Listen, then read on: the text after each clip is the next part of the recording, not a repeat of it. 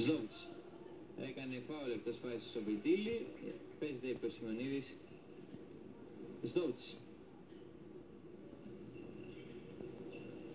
Παπαχρόνης,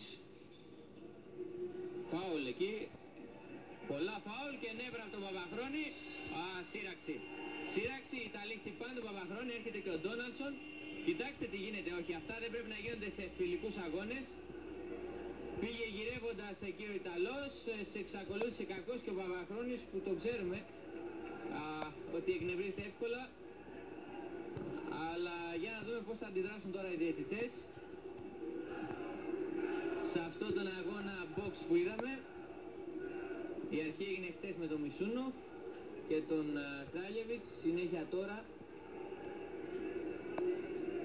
άσχημα στιγμιότυπα σε φιλικούς αγώνες ενός φιλικού τουρνουά.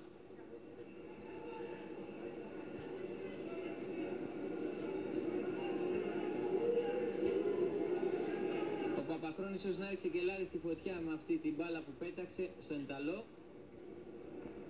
Και ο Σιμεωνίδης έχει απομακρυνθεί.